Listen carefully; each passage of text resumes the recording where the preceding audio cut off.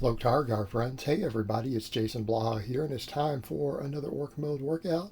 And today was max effort deadlift day, the orkiest day of all.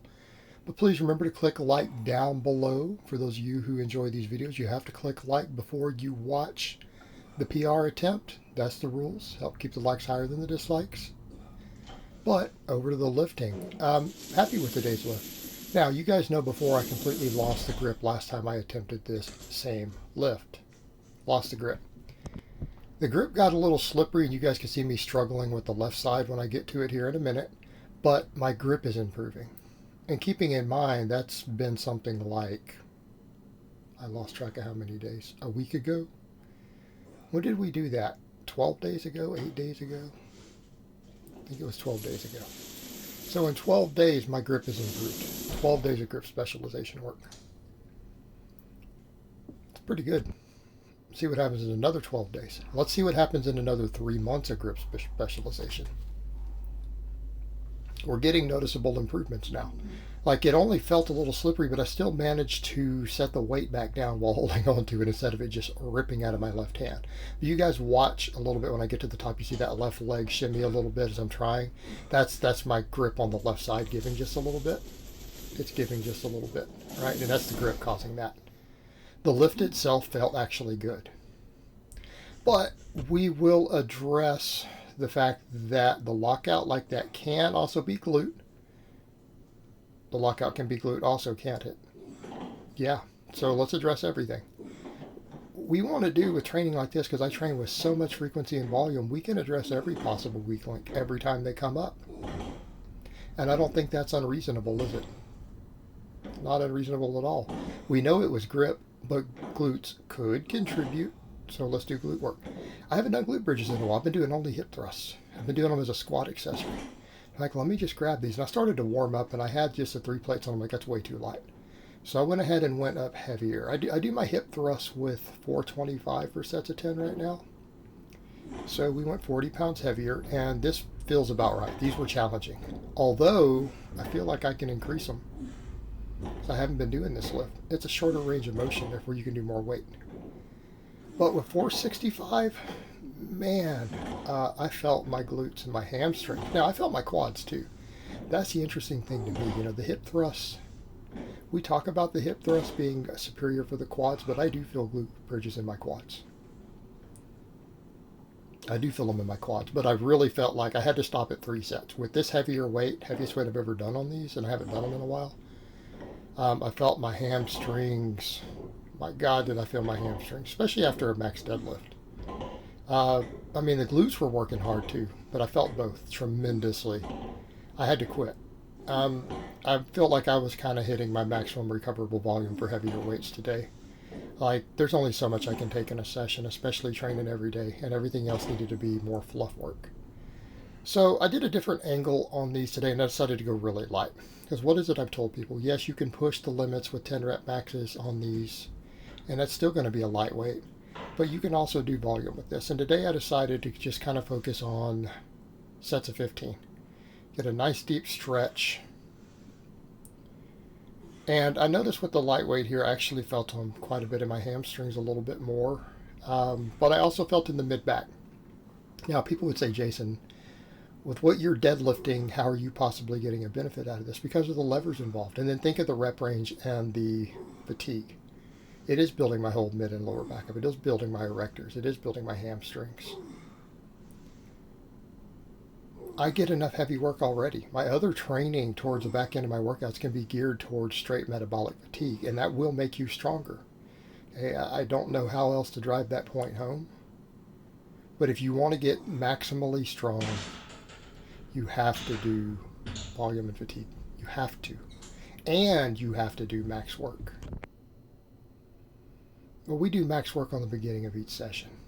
And even then, those 10 rep sets were real heavy on those glute bridges. That's a lot of weight. I'm like, let me go ahead and work this other rep range again. And it was pleasant. I mean, I felt everything work, everything burned. Hamstrings particularly, but low back, mid back, all that got worked. And I do know that mid back area that I really felt on these, and that's the reason I wanted to go lighter, because I know that I feel that area kind of light up a bit. that I know is a possible weak link on, like my deficit deadlift the other day, right? When I missed 600 on the deficit, I know what muscles were fatigued, and they are muscles that I feel when I try to go a little deeper on a good morning with a lighter weight. So if I know that that's hitting that area particularly well, come in and do a bunch of volume with it. Hypertrophy that area, because if those muscles get thicker, they will give better support and better strength when I go heavy. Right? We have to do that. And that's one of the things my clients knows. One of my clients is like, he's like, the strength is going up really slow. It's going up. I mean, he's getting little PRs here and there, but he's like, I look so much thicker. Like, he was really appreciative of that, because that's what we do. We get my clients big. Yes, most of my clients do heavy work. We do max work because we care about strength. If people are coming to me, I'm training them for strength. But we do a lot of hypertrophy. We do a lot of volume. And so this stuff has to be done. I'm not going to be dogmatic about it. I don't enjoy doing this stuff, by the way. I don't enjoy it. But I need to do it. And there's a certain point with which you're training to where you say, what are my goals and what do I need to do to reach those goals? A lot of you guys say, I don't want to lift heavy maxes. Well, suck it up, sweetheart. Quit being a pussy. Okay? Stop being a pussy. Stop it. I don't want to do max deadlifts. I don't want to do max squats. Okay, quit being a pussy. It's just like if I told you guys, I don't want to do high rep good mornings. You should tell me the same thing. I need to do them. So we got to know we did them today. Besides, I got handled all the heavy weight I could handle today. That's it, guys. That's all I had. But I got energy left. I got room left for this volume work. We can build up my erectors. We can build my hamstrings. We can build my glutes. Which we did. So 4 sets of 15. Only 135. And it worked. I felt a good burn.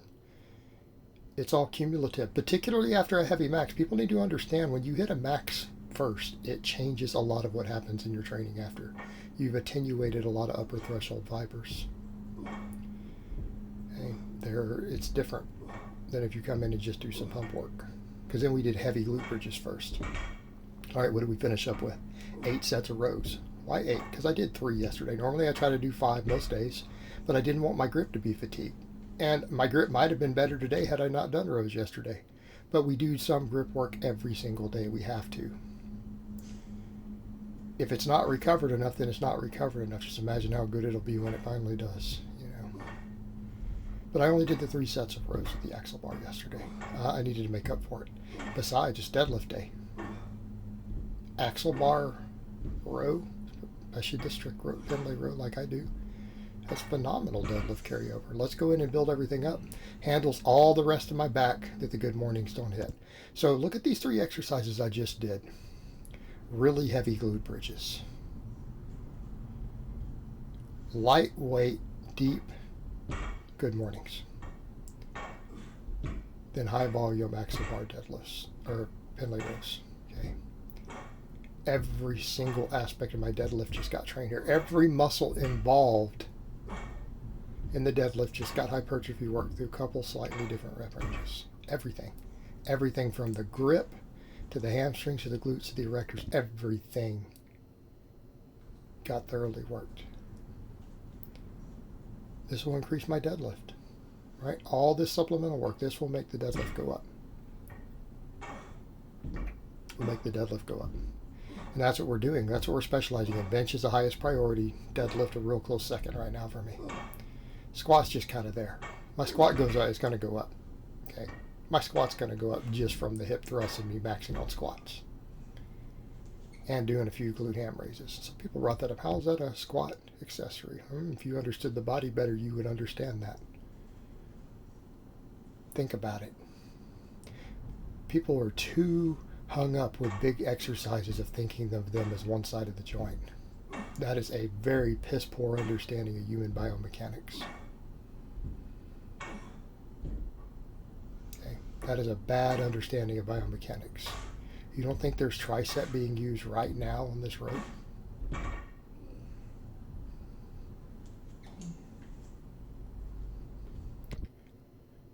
if you don't think that triceps are being pretty moderately activated on this row, you don't understand the human body. You are hung up in bodybuilder magazine bullshit. Okay, let that sink in. So tell me again how the glute ham raise affects the squat. As far as dynamic stabilizers go and primary movers. I'm a hip dominant squatter. Glute ham raise will improve my squat. So we did the 8 sets of rows. I did them basically until my grip couldn't handle anymore. I might have tried for 10, but I'm just like, my forearms are shot. That's really all I could do, guys. 8 by 10, pretty good for today. Considering I row every day, I'll take it. And it was I went with a little narrower today than most days. I'm varying my grip widths and stuff. That's the nice thing with the axle bar.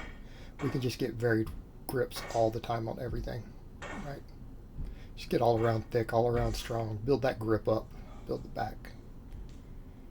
You know, but this is a productive workout. We got a lot of work done. Happy with the deadlift. Wasn't perfect, but it's improvement. Small improvements add up, guys, and we're just going to keep moving forward. Keep putting in the work. Keep getting better day after day after day after day. Let's see what happens next year. Guys, well, that's really all I have to say on that today. I hope it's been informative, and I will talk to you guys next time.